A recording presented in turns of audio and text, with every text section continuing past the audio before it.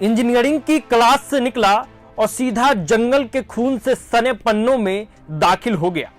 बसवा राजू नाम से कम खौफ से ज्यादा जाना गया। जिसके सिर पर 1.5 लाख का इनाम था, उसे आज जमीन पर ढेर कर दिया गया। अब्बू झमार के घने जंगल में हुई भीषण मुठभेड़ में 27 नक्सली मारे गए। 4 दशकों तक आतंक की बागडोर संभालने वाला यह शातिर मास्टरमाइंड अब खत्म हो चुका है।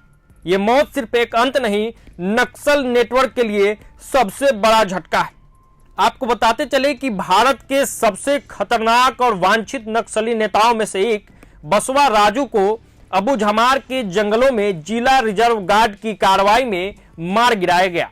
राजू पर 1.5 करोड़ रुपए का भारी इनाम घोषित था।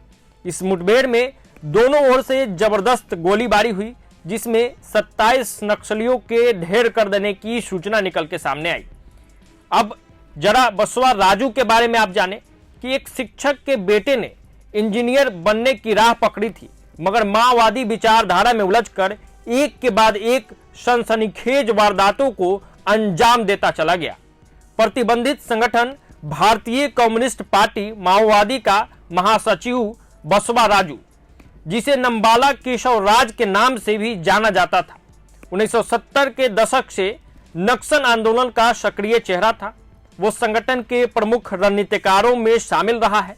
उस पर भारी इनाम घोषित था और वह कई राज्यों में घातक हमलों का आरोपी था। आंध्र प्रदेश के श्रीकाकुलम जिले के एक गांव में जन्मा एक स्कूल टीचर का बेटा था। उसने वारंगल स्थित रीजनल इंजीनियरिंग कॉलेज से पढ़ाई की, लेकिन 1980 के दशक में छात्र आंदोलनों में सक्रिय होकर पुलिस गिरफ्तारी के बाद गायब हो गया और नक्सली संगठन से जुड़ गया। संगठन में शामिल होने के बाद उसने 4 दशकों तक लगातार रैंक और ताकत हासिल की।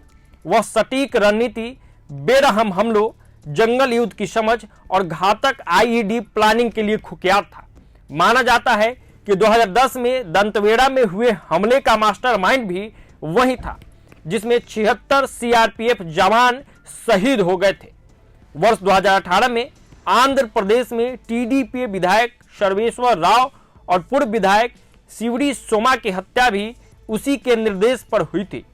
उसकी मौत नक्सली संगठन के लिए एक बड़ा झटका है, खास तौर पर छत्तीसगढ़ और उससे सटे इलाकों में, जहां वह संगठन की पकड़ मजबूत कर रहा था।